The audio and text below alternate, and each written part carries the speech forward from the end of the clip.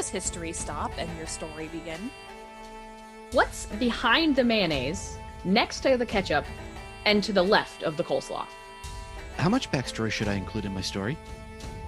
Does soil build up in a magical dead zone? And why is there a croissant in my BLT? I'm Carrie. I'm Josh. And I'm Monica.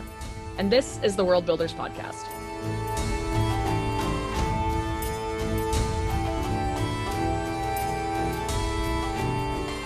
Hello there. I'm Carrie.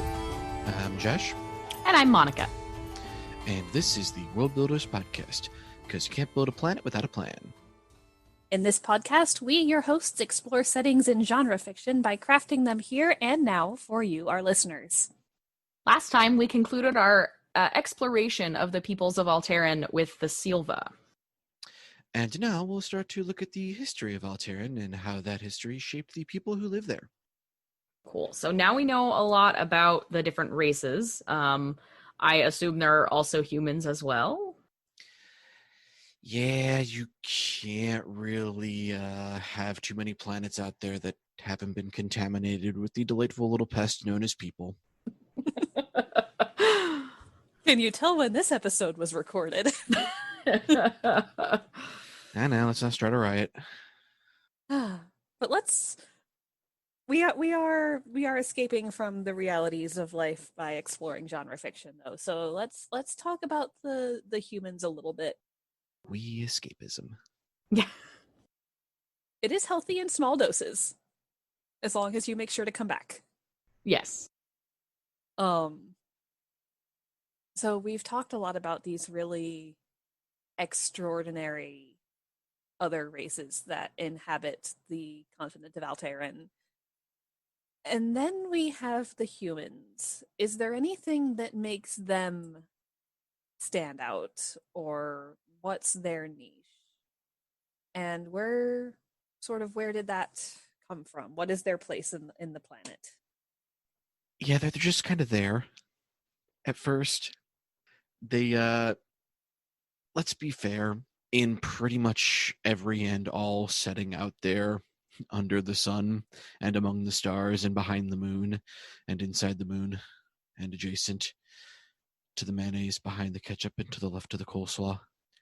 You're going to run into people, because that is the stock standard easiest way to make a connection with your readership or your viewership or your what have you, is, hey, these are like me. Yeah, it's kind of hard to imagine putting yourselves in the shoes of a big rock person who doesn't like people. I mean, sometimes it might be easy to put yourself in the shoes of somebody who doesn't like people. Sounds like a great time right now. I don't know what you're talking about. I know. I was going to say, I'm pretty sure that there are plenty of our listeners who identify very strongly with music-loving rock people who don't want to be around humans, or plant people who just want to make things grow. That is very true, but it is very difficult to imagine what living as one of those other races might be like. I would say that I would be very sad if I had to photosynthesize, because food is tasty. Food is tasty, but I really want to photosynthesize. I want to get something out of my sunbathing, except other than a sunburn and more freckles. Yeah, as to say, other than cancer. Yeah, exactly. What, you mean you don't like turning lobster red and then going back to pasty? I've been burned so bad that I turned purple, so... I live in Florida and I haven't had that happen. Yeah, I have gotten second-degree burns on my back from sunburn. Ow. Yeah. So, needless to say, I bathe in sunscreen now. Dunk tank of sunscreen. It was not a Glorp. pleasant week. I had to sleep on one of those pillows that has arms, Oof. but like backwards. Like I had to hug the pillow with the arms out beside me and my arms around the back of the pillow. And that was the only way I could sleep. Yeah, my mom fell asleep on a blow-up raft once on the shorelines of Florida, where she grew up, and then her mom decided to be a peach and pop the blisters. Oh, ouch. Yeah. Yeah. See, I fell asleep in the shade. and shade moves when time passes. Yeah. So darn that pesky sun and its God damn. orbit around our planet. So there's our sun-inflicted body horror segment of this episode. Well, I mean, let's be fair. If people on the internet don't know by now, the sun is a deadly laser. Sun-inflicted body horror sounds like a really good name for a metal band. Metal band, like death metal, yes. That was exactly what I was just thinking. So back to the topic on hand. Humans are squishy, and Extremely. you mentioned before that at least in the beginning of their time on Alteiryn, they didn't really have their own niche, their own specialty, which probably meant that they got kicked around quite a bit in the early days of cultural and societal development. Yeah, when you're small and pink and squishy and your neighbors are giant and hulking and can rip trees off their roots or meld seamlessly into the mountainsides or just flat out grow a forest shut in front of you, which, I mean, didn't happen too often, but you know what I'm saying. Yeah, it really sucks to be small and pink and squishy. Unless you're Kirby, then it's awesome. Then it's perfect. But Kirby has the added ability of being able to suck up its enemies, so Yeah. But I mean, to be fair, there also were, I'm sure, plenty of small and brown and squishy and small and, other colors and squishy besides just pink. Well, yes, but the sentiment remains. yeah, the sentiment remains. Human beings are not known for their physical fortitude. They're known for their adaptability and refusal to give up. As they are in most fiction. So you would have had Joe Farmer coming in after the Own ripped up the trees to plant a farm there. You may have had Steve, really good at flint napping, try and make a bargain with the Silva of, hey, can we live with you guys and I'll make stuff for you? Or you may have had Sam Logger get a forest grown shut on him because he wouldn't stop cutting down the trees. Yeah. We're persistent little buggers. What can we say? But yeah, for the most part, early humans, much like us, were extremely nomadic hunter-gatherers. Until they learned the magic of farming. And even then, I'm sure that there were some who just gave up on farming because the Own kept taking them. Yeah, that would make sense. If you move around, because at that point it's not really a predator-prey relationship, but something weirdly akin to it. So if you have a farm and people keep coming and taking all of your food, I imagine that not all Own would burn it down, because then you've burned down the land of the guy who grows the food you keep taking, and that's a stupid thing to do. Yeah, you just have to watch out for his fearsome battle cry of, "My cabbages!" Yeah, but then he gets to set up Cabbage Corp eventually. Yeah. Just has to be persistent about it. So you'll have some farmers who are going to be persistent about it and keep growing and try to find other ways of defending themselves or of keeping at least some of their food to themselves. So I imagine some of them probably got very good at building cellars in places where there weren't earth shells to be bothered by such things, to hide their food. Or you would have had some who decided, heck it, I'm going to go back to wandering around because it's easier. It's a big place. Maybe we'll get lucky and just happen to wander places where they aren't. Yeah, if someone is preying on you, you move. Yeah. Yeah, it's not like there were local authorities to call.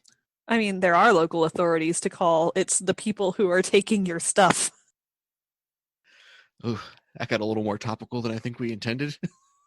I didn't mean for it to. I meant that the Own were kind of the apex for a while. Yep. Yeah, depending on who you ask, still are. I mean, they seem to be the most violent of the races. So, the most prone to aggressive behavior, let's say. yeah. I suppose that's fair. So, but what happened to change that? Well, again, we're kind of stubborn. we do occasionally like to dig our heels in. And there might have been some people who were just like, you know what? I'm really tired of moving every damn season. Maybe we'll just stick it out for a little while. Maybe we'll try amassing some numbers. Make sure that there's enough of us that if one or two own swing by to take everything we have, maybe we won't lose absolutely everything. So we'll start trying to make little, little groups, gatherings, maybe a village. Start trying to figure out structures, maybe some spiky fences to, no, those don't really work in keeping them out. They'll just break them down.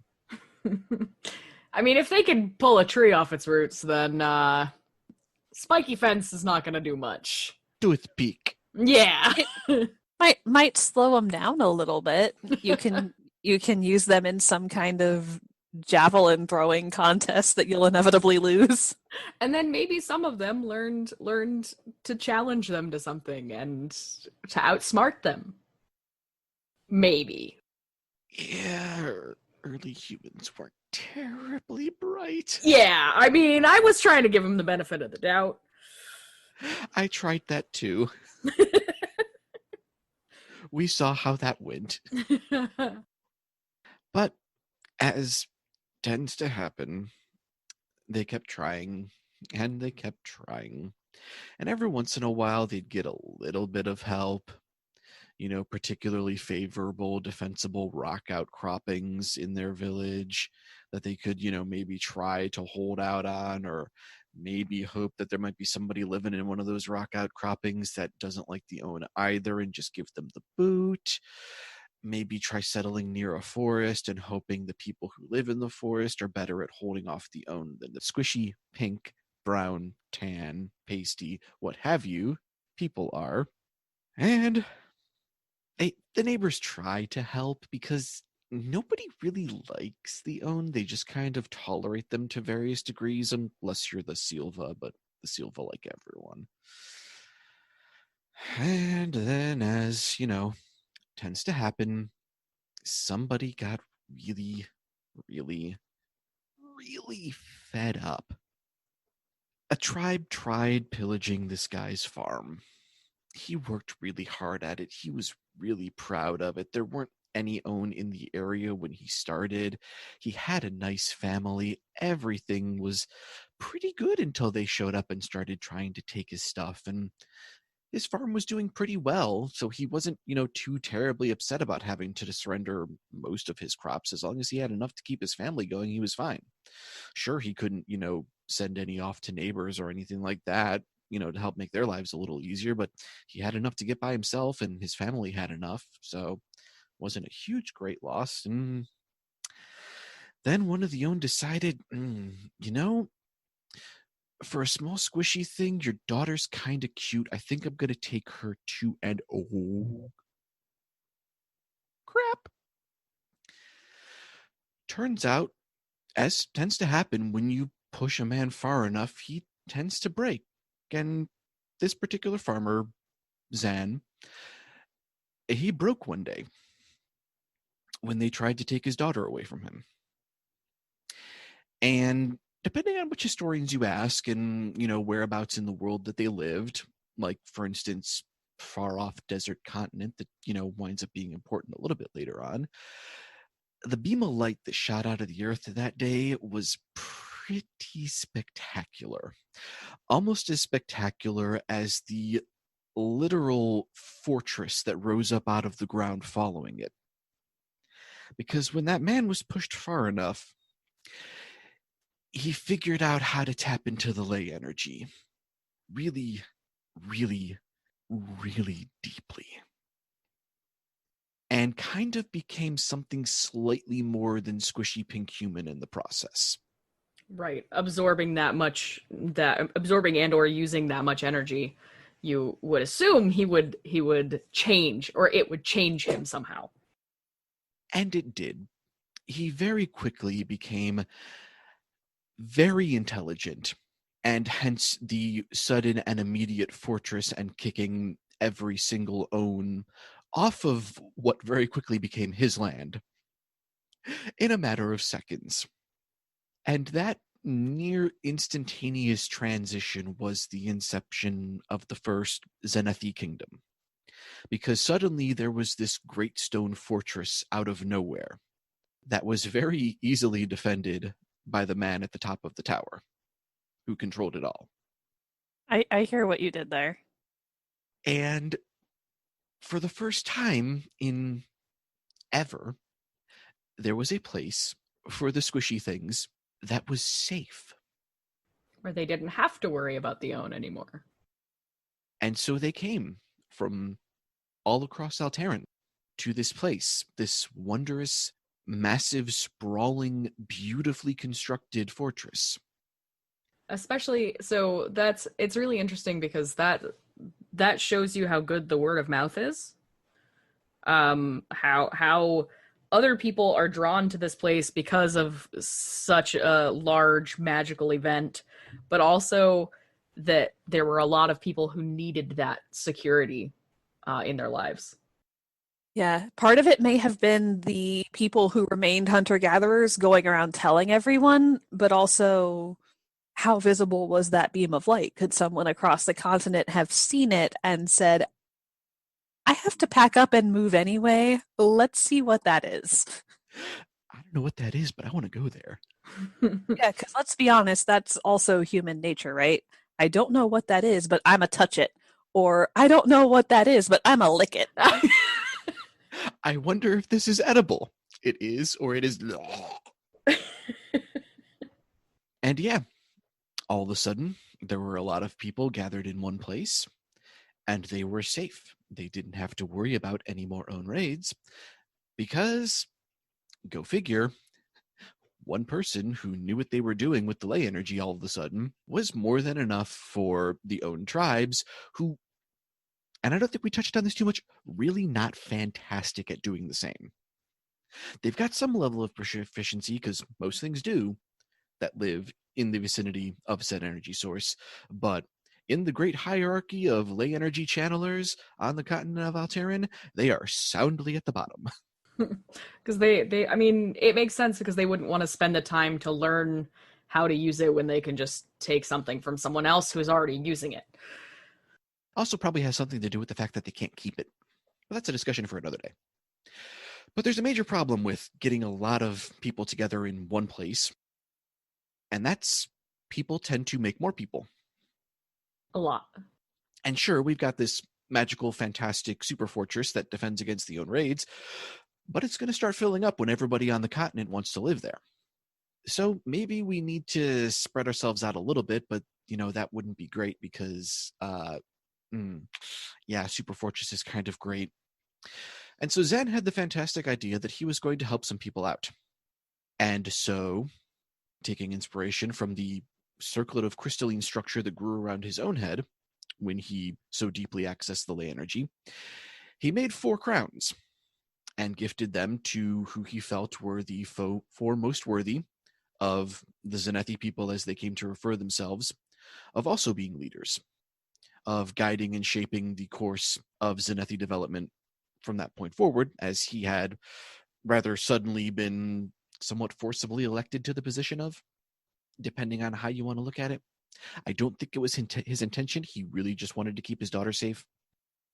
And so became the 4 enlightened, risen above the average ranks of the squishy various skin tones, who embarked off in the, well, not the 4 cardinal, but whatever sits between the cardinal directions, kind of like an X shape on ye old standard compass rose, across the continent, and established their own little nooks in the world and made their own nice settlements of, not quite super fortresses, but still pretty defensible, to take some of the population burden off of the main kingdom.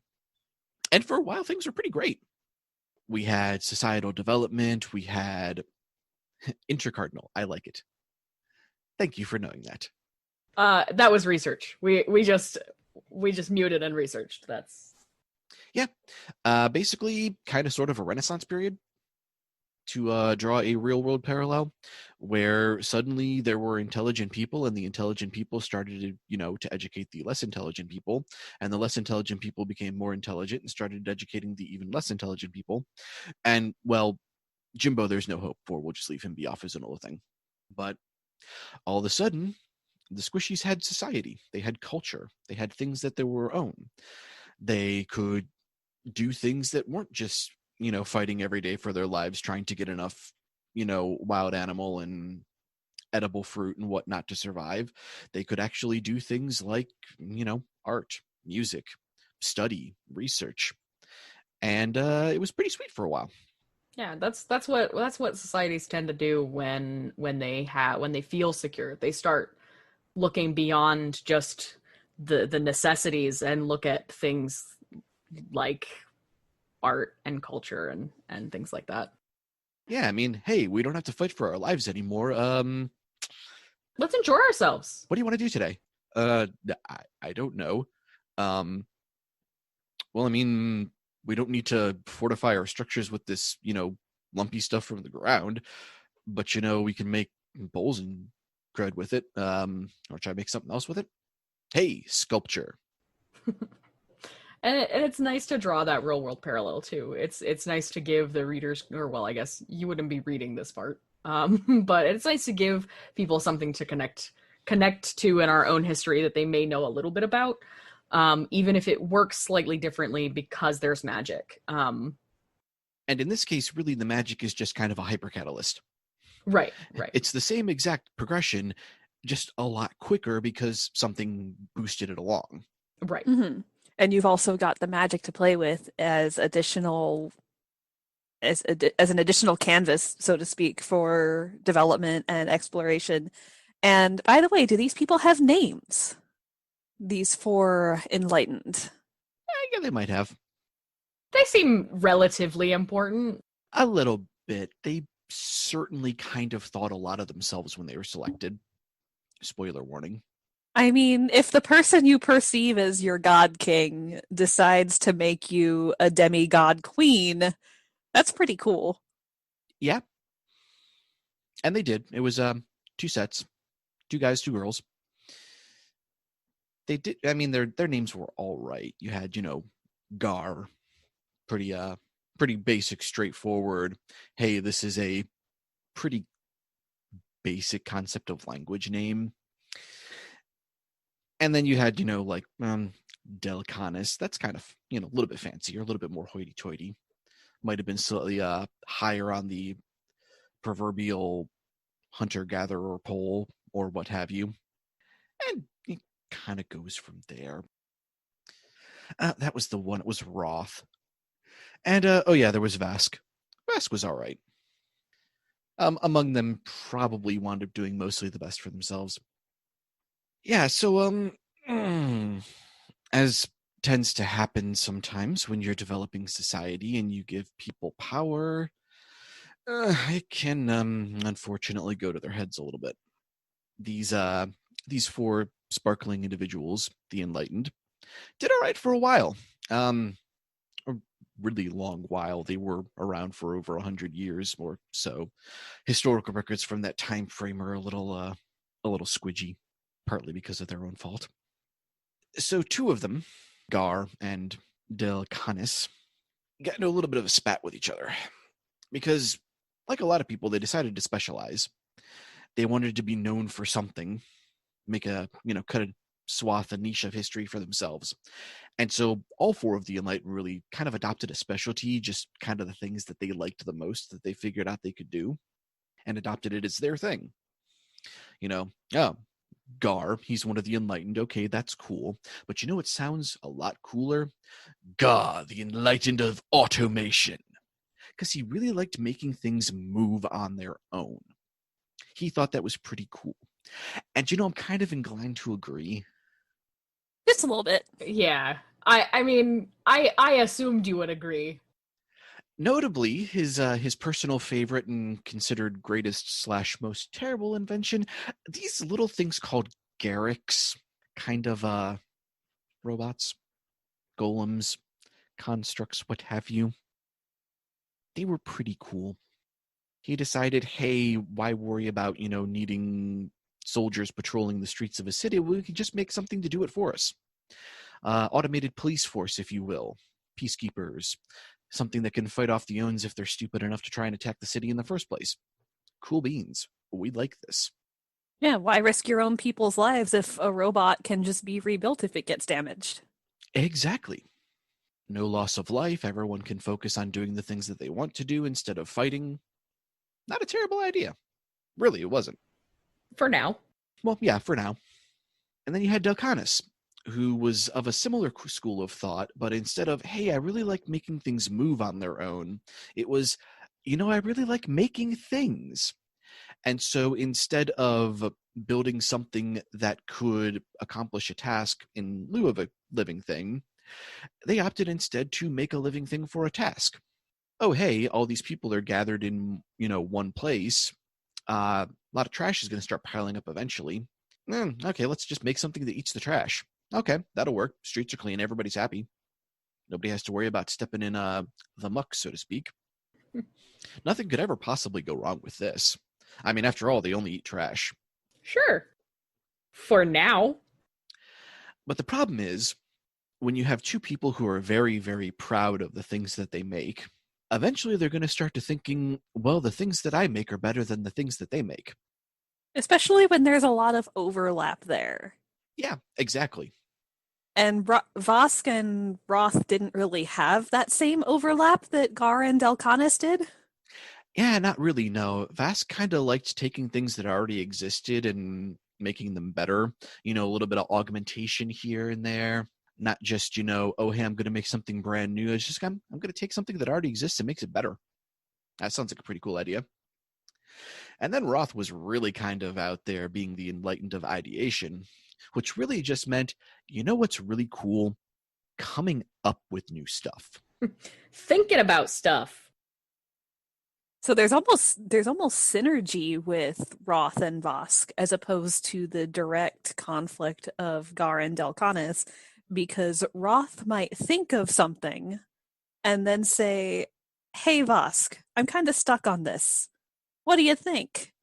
And Vosk could be like, tweak this, this, and that, add this feature, take this one away, and suddenly you've got this life-changing invention. Pretty cool. But yeah, unfortunately for history, they're not really the showcase, so to speak, because, they got along pretty all right. They didn't cause many problems. Gar and Delcanis, on the other hand, decided, you know what?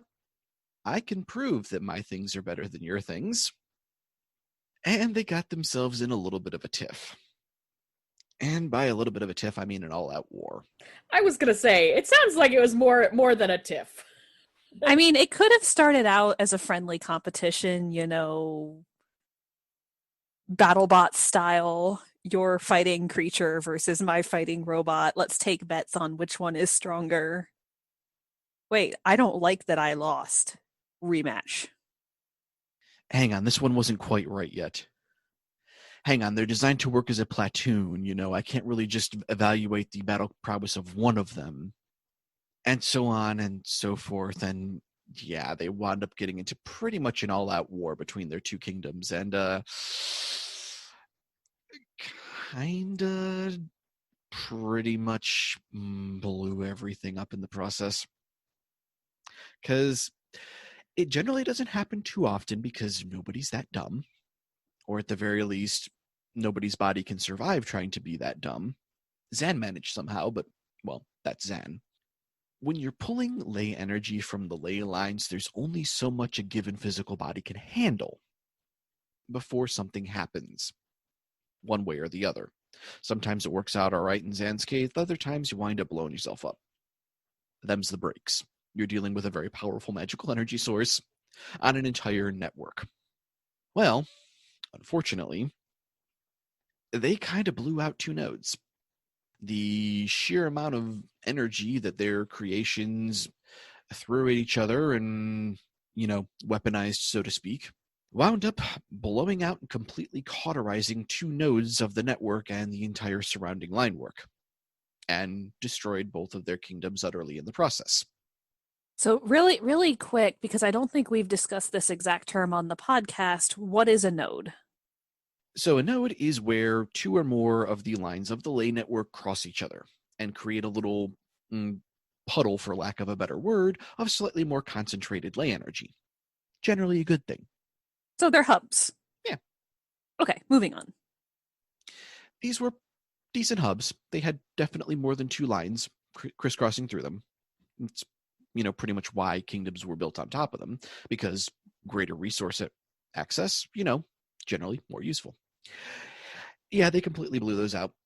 And the entire area surrounding suffered for it. Not only were the kingdoms themselves eradicated, pretty much wiped off the map, but because the damage to the network was so severe, the ley energy refused to return to that area. The channels were completely cauterized. And as you may imagine, as we've mentioned previously, there's the word set structure I was looking for. When an entire planet has gone its entire existence making use of this energy network that crisscrosses it and fosters the things that live upon it, when that energy isn't there, it tends to suck. What happens to plains when rivers dry up and stop running through them? They die. I mean, I know that was rhetorical, but they die. Well, I was actually hoping that you would answer that question, because that kind of... I mean, that is my area of interest. So we were talking about the seasons before, a while ago. So in the what would be like the winter season, there is less ley energy to go around, correct? Kind of. It's still pretty prevalent. It's just part of the natural seasonal cycle, but at the end of winter, it does just go away completely. But that's only for a limited amount of time. Right, and not forever in these exact spots. Mm-hmm. So it's like that, but on a permanent scale. Yeah, and it turns out the permanent scale really tends to screw things over. It's one thing when you can count on that energy coming back eventually and just have to survive through that dark season. Yeah, Florida is super green, but we do have a dry season in the winter months, but we stay green. And yeah, there was one other major problem with that whole catastrophe, because let's face it, it was pretty catastrophic. Not only were a lot of innocent lives lost in the process because of the big boom, not only was the entire network in that area completely cauterized and rendered moot, but Zan wound up being really, really, really disappointed with his kids. He had selected those four to be, pillars of the building society and community that he had inadvertently created. He had wanted them to help foster the development of the Zenethi people, as they called himself in his honor, going forward for, the foreseeable future. Because again, these guys lived well over 100 years. There wasn't really any telling just how long they were going to last because of what they had become in their enlightenment. And these two couldn't get over very petty and arguably immature traits of humanity and blew everything the hell up. Because again, they are humans. That's Mm-hmm. Overcoming your nature is very difficult sometimes. And it made Dad really, really, really sad, to say the least. And disappointment is worse than anger. Yeah, because at that point, Dad said, you know what? I'm done. And in one fell swoop, every person, man, woman, and child, and anything resembling a pet or what have you, even the potted plants, were summarily deposited just outside of the walls of his kingdom, and that super magnificent, glorious fortress and bastion of Zenethi culture, gone. In a snap, as if it had never been there in the first place. The ground wasn't even disturbed from where it had been sitting. As quickly as it came, so it went. Because he was done. And as you may imagine, when, as Carrie mentioned, a god king, as they saw him, is the central pillar of your society and everything that is good and right with your culture and something you can always count on to be there and protect you, is suddenly gone, that creates a power vacuum. And before we get to the power vacuum, I did have a quick question. What were Zan and Roth and Vosk doing during the war? I imagine were they trying to stop it? Were Roth and Vosk maybe just focused on trying to protect their own people and counting on Dad to sort it out? Vask and Roth tried to be reasonable, tried to say, hey, probably not the greatest idea, guys. Both of your things are great, really. There's no real reason to, compare and contrast so much, that we don't have to, guys, can you please, can you? They're not listening.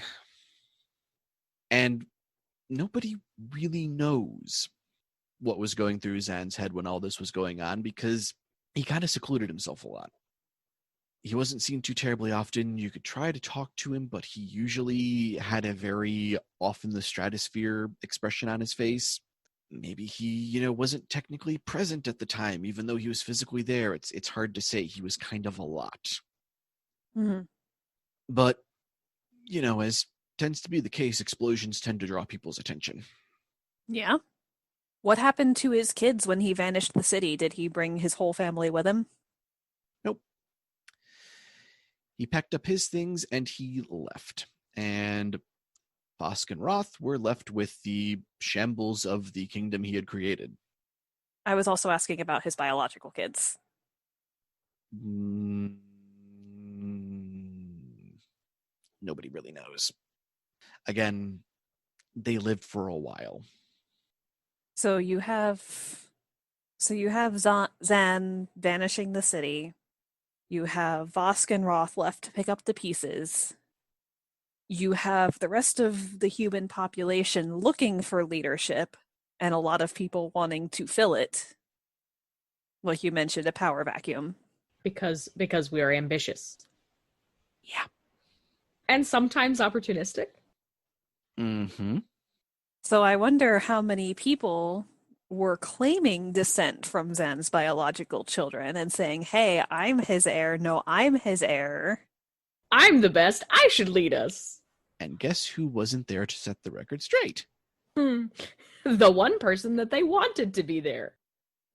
And Vosk and Roth were away at their own kingdom so much that they probably wouldn't recognize Zan's bio kids, because we would probably be looking at his grandkids or his great-grandkids by now, and they only knew his first-generation kids. Exactly.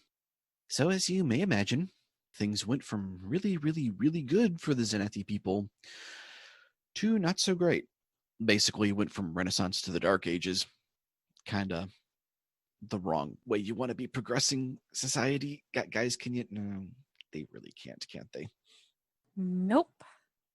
And there's a reason why you don't have a whole lot of accurate historical records from this general time frame of when all this happened. Well, a lot of it got vanished.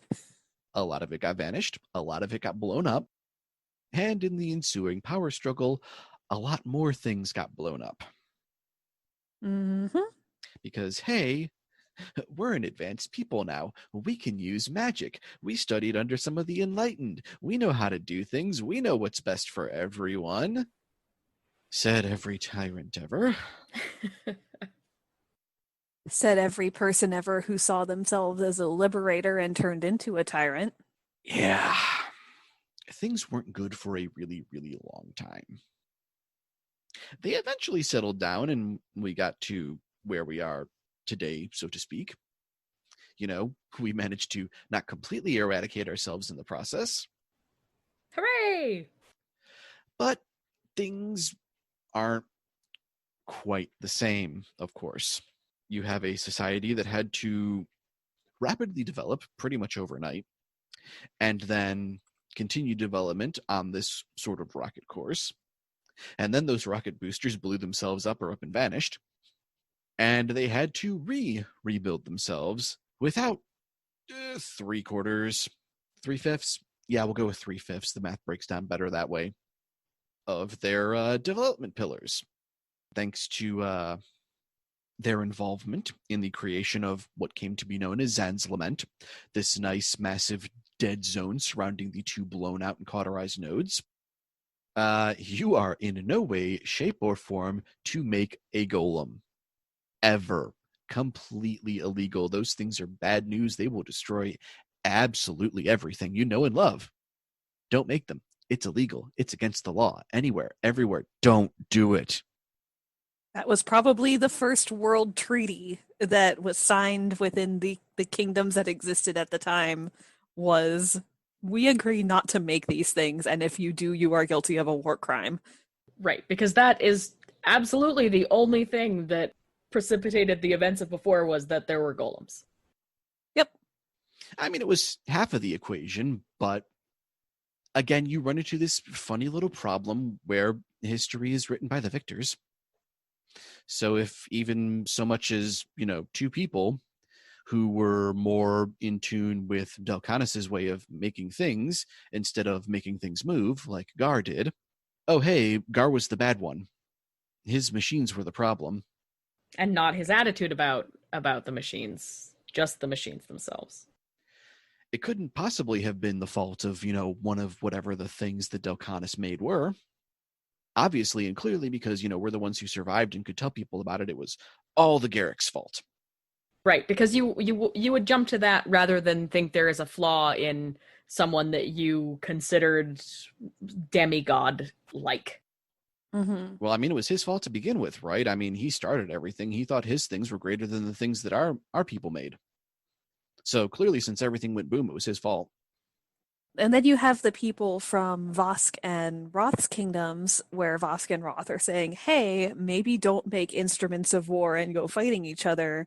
That becomes corrupt over time because people maybe are prejudiced against the Garricks, who are seen only as machines as war, whereas the living constructs are, oh, these are just creatures that can be put to other uses.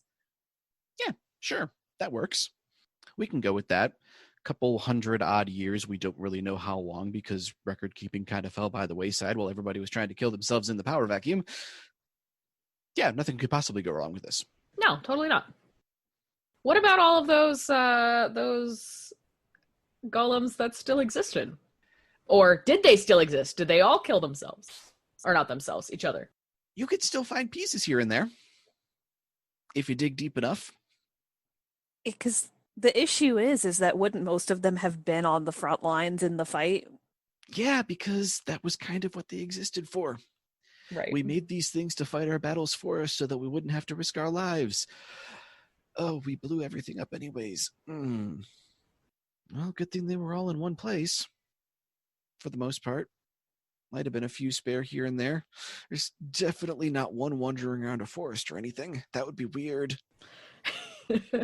Nah. But yeah, and if the whole kingdom was destroyed and, everyone pretty much was killed, then even the ones that were held back to guard the home front would have been deprived of their power source, destroyed in the explosion, fallen to pieces because there were no more living people left who could maintain them. Right. Makes sense. Yeah. Or just stopped moving because they no longer had orders being put in and just stopped working overtime. Right. And then, if they were left in an area that is dead to everything, nobody really wants to go there. So they would end up probably, being buried by whatever soil formations start happening? Sure. Let's go with that, because soil formations totally happen in that place. Don't you need life for soil formations to happen? Actually, no. You need soil. You need life for organic soil material to accrue, but most soils are mineral soils, which basically just mean that they're made out of really tiny rocks. So the ruins of the kingdom could have eroded over time, yeah, and contributed to basically contributed to the soil level there. But again, that's if this were Earth, and whether or not that tracks over to Alteiryn, we don't know. I mean, obviously I don't know. Josh might. I might. It's a possibility. I kind of know a lot of things. I kind of made the place, so Yeah, You're doing that coy thing, so I'm wondering if we're getting into spoiler territory. It kind of might also be the fact that in order for things to erode, you kind of need things like wind flow and rain, and that doesn't tend to happen a whole lot in that general area. It's true. Also, other sort of mechanical disturbances of, not that anything would want to live there, but... Not that anything can live there. Yeah, I guess that's fair. Not a whole lot of people. There isn't a whole lot of research on the area because not a whole lot of people are brave enough to go in there long enough to do it. So yeah, things sucked for a while. But they eventually sorted themselves out. A few places kind of, rose back up out of the ashes, and we had nice little happy places like the coastline city of Tolvera. Society started, kind of shaping itself back up again, and we eventually got this really cool prince. He's a great guy. Yeah, real nice dude. It seems like the people in the kingdoms that were founded by Roth and Vosk tended to do the best for themselves because they already had that stability, and Roth and Vosk wouldn't have likely died immediately when their immortality was taken away from them, so they would have been able to kind of stabilize things in their own zones at least. Yeah, they did decently well. To be fair, you don't see much out of the people who, broke down from Vosk's kingdom. They kind of tend to keep themselves in the highlands. It's nice up there. There's no own up there. And all of Vosk's research is up there, so why go anywhere else? Right. Yeah, I mean, we're not done making things better here yet. And obviously, things have to be perfect here before we can move elsewhere. Also, we've seen what happens when people try to expand their territory and take territory away from other people, and we're not interested in that. We just want to make cool stuff. Make cool stuff better. Behold the motto of the Vaskari people. We make cool stuff better. So yeah, that is a quick and kind of sloppy history of the Zenethi people of the Alteiryn continent. They're not perfect, but they try. And it's a really interesting history that kind of ties in a lot with ours so that we can kind of understand where these people were coming from, the decisions that they made, and the things that happened to them. Makes it a little bit easier to understand, I guess. Yep. Yeah. Human nature is human nature. Yeah, exactly. And it does set a few precedents, as we, mentioned on the outset. This is all a world that was built for a tabletop campaign. So, well, why do we have adventurers in the first place? Well, there's no real one singular bastion of humanity anymore.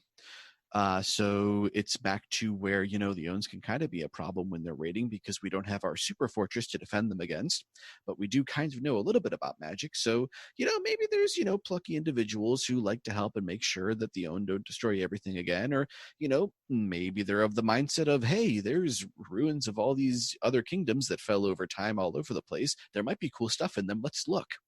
And lo, you have adventuring hooks.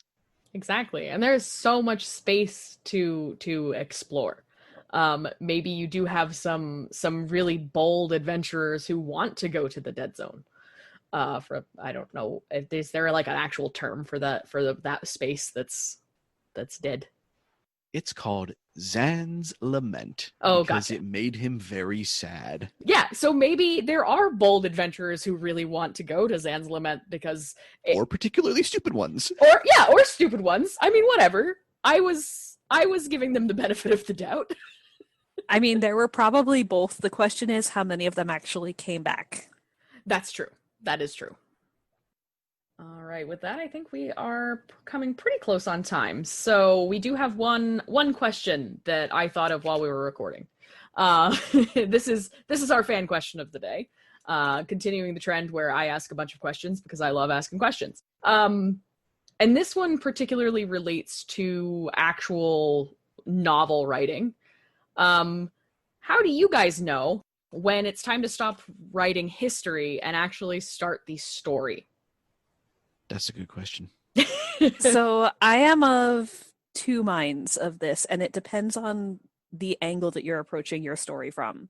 Sometimes a world and a story will pop into your head and the world is in its current state, in which case you write down what you know of the world in its current state is, and then ask yourself, how did we get here? If you want to do the Tolkien thing and just start writing history and see where it takes you, then pick a cool spot. It's like if you're starting with writing the history, which is personally not usually the way I do it. I usually will ask myself, how did we get to where I'm starting the story right now? But say you are writing history and you want to pick a spot for your world to begin its stories in. Find an interesting point in that history that speaks to you that you want to explore more. It's like you're looking for a good picnic spot. Just the right amount of sun, just the right amount of shade, no ants. Or maybe you want ants because it's a good story conflict, whatever. Yeah, so that's kind of what I do. So my method is usually finding those points of conflict. Like, where does the conflict happen? Why is it happening? Why is it interesting? Because there's a lot of the history that I like specifically, so we'll use Alteiryn as an example. I wouldn't really particularly care to write a story set in the Dark Ages that we talked about, because not a whole lot is going to happen during those Dark Ages. People are dumb.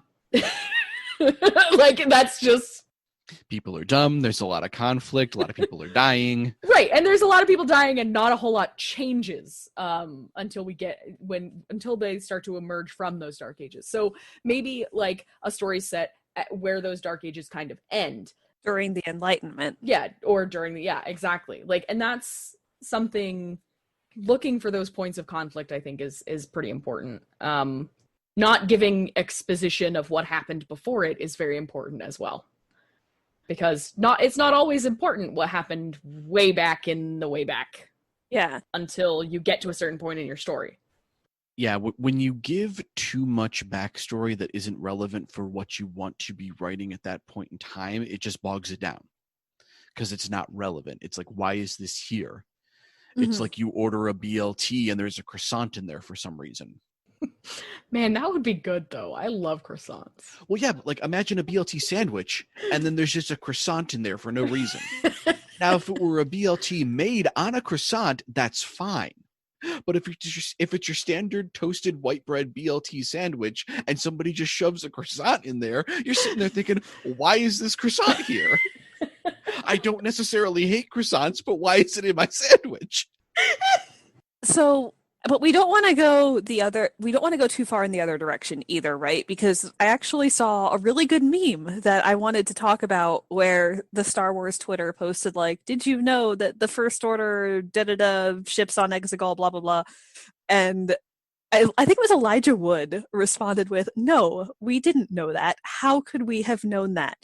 You know, you want to give your readers enough context to know this is why this is important and this is why you should care about it, which is why I like the amount of legend building that Josh has done here with Xanthuru, because it sets the stage.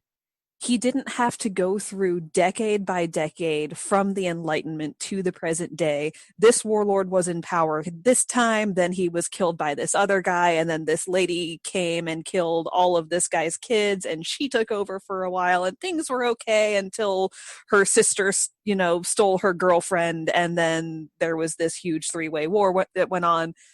If you want to write that, go for it and throw in references to it here and there where it's relevant, because it gives the look of depth in your world building. But you don't need to tell us the entire story over the course of 12 pages before your adventurers start doing what they're doing. Right. You don't want to give your readers a degree in a history lesson in your fictitious world. Year 1 of the Dark Ages. Day 1. 8 a.m. There wasn't enough coffee. It wasn't going to be a good day. That's the kind of stuff that you put in your companion book if you enjoy writing that kind of thing. Or you have your historian character or your nerd character throw out a one-liner about these two people no one's ever heard of to show that depth, and then you move on. But what Josh has shown us here in the material that we've covered is enough to show like who these important historical figures are, who have kingdoms named after them, who have descendants in this world, who probably have a few swears based on their names. These people were important enough that even after a couple hundred years of everything being terrible and not much things being written down, we still know who they are and what they did. Yes, we know why it's illegal to build an automaton. You know, these things are important for interacting in case the adventuring party happens to come across a functioning automaton. Wandering around in a forest. Yeah, if it's perfectly legal to make them, it's not going to be, or if, you can find them everywhere, it's not going to be as big of a deal as if, oh, hey, this is a relic that's supposed to be extinct and is also highly illegal. You want to make sure you give your readers some background and some context. Yeah. And it's a fine balance to walk. Yeah, and like it's a balance to walk where it's easier or better really to show what you're talking about rather than just spend 12 pages, like you said, just listing historical events. Day 2 of the Dark Ages, 8 a.m. Killed Jimbo for his coffee. He had decaf. Wish I could kill him again. Yeah, like for example, in the previous material that was published for Zenthuru, there was the adventuring party did find one of these Garricks.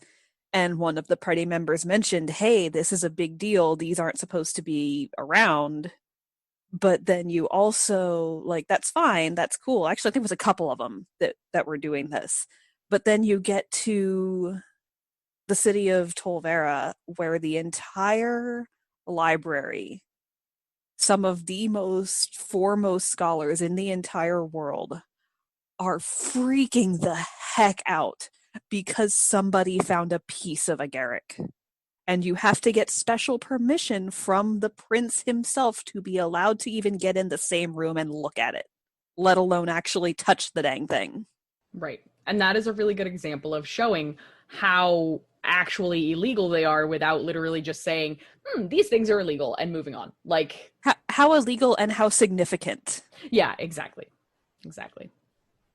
It's kind of a big deal. Oh. But yeah, back to the original question. Yes. When I am writing, I do things really, really strangely in that I generally know what kind of an ending I want. I kind of play it out in my head. Hey, this is really cool. This is going to be a super awesome, strong ending. Now, how the heck do I get here? Yeah. And I kind of start working my way back, or jump all the way back to the start and figure out how to connect the dots between the two. Which is funny because we have like the 3 different time stages, right? Like we have Monica, who starts at a point of conflict and works her way forward. We have me, who starts in the present and works both forward and back at the same time. And then you have Josh, who starts at the end and then has to come up with everything else that got us there. And you know what's great? They're all valid. All valid methods. Yeah, exactly. And I guess that was kind of the point of the question, is that it's really your call. Like, where you start your story and stop your history, that's your call. Like, yeah, you're the one writing the story. Exactly. And this is the important thing to remember about this season of the podcast, about the next season of the podcast, about our last season of this podcast, is we are here to talk about developing worlds in genre fiction. But this is how we, us 3 individuals, and, anyone else who happens to stop by in the process, goes about it. This is not the definitive guide to world building's full stop, end of conversation. This is how you should world build. This is the only way to world build. No, this is just how we do it, and we're just here to provide an example. The way you want to write something is not the wrong way if it doesn't line up to the things that we've talked about so far. We're just trying to provide more perspective, because when you have more perspective, you can make better choices. Yeah, and it gives you more, maybe different ways to try it. Maybe you're trying to start at the absolute beginning, dawn of time of your world, but you really want to write in the 23rd century. So right in the 23rd century. There is not any right or wrong way to write, except by stealing someone else's writing. Or not writing at all. Exactly what I was about to say. You read a lot, write a lot, rewrite a lot. That's how you do it. That's it. Those are the steps. That's the only thing's not cool is stealing someone else's work and claiming it as your own. Don't plagiarize. Also, if you are lucky enough to have good friends who are also into writing, get them to be your alpha readers, because I cannot tell you how valuable it is when I am writing something and Josh or Monica says, "Hey, dummy, this paragraph makes 0 sense. You need to fix it." Do you know that these are 2 sentences? Do you know that this sentence right here completely contradicts something you established 3 chapters ago? Yeah, or, "Hey, I don't know what you mean by this thing," or "this plot structure doesn't gel with what you've been doing before." Exactly. Well, and like the other thing, even if you don't have friends or family who like writing or like reading, there are so many communities on the internet. Like ours. Which is how you found us in the first place, using the internet, that are communities based on improving writing or around finding those alpha and beta readers that you're looking for. So the internet is a magical place. And we do have a writing group on our Discord. It is very small, but you are welcome there. Because that's the thing at the end of the day. The entire point of storytelling is to tell a story. And it's fine if it's a way to entertain yourself when you're all by your lonesome, stuck at work, trying to escape, the pressures and the troubles of the real world. But at the end of the day, a story is something that's meant to be shared. And so if you're not sharing it with anybody, what are you doing with it? Yeah, I mean, it's fine to write a story for yourself. That's fine. If you, want to make something that, only you are ever going to see, there's nothing really wrong with that. But the heart and soul of storytelling is to share a story with someone else. Exactly. Even if it's just as a, alpha or beta reader. Even if it's something you never intend to publish, a story is meant to be seen or heard or spoken or sung or played. And I think that that's a really nice note to wrap up this episode. We will see you next time with an in-depth discussion on magic and channeling this ley energy. You can do magic. You can have anything that you desire. So if you'd like to contact us, you can do so by shooting us an email at worldbuilders@rhinobot.net or by tweeting us at Rhinobot Studios. We'll be glad to answer fans' questions on air, but since we record super well in advance, all the time, every time, please be advised that it may take several episodes for your questions to appear in the show. But rest assured, we will get to them. And that is all for now, folks. See you next time. Bye-bye. Bye. Bye.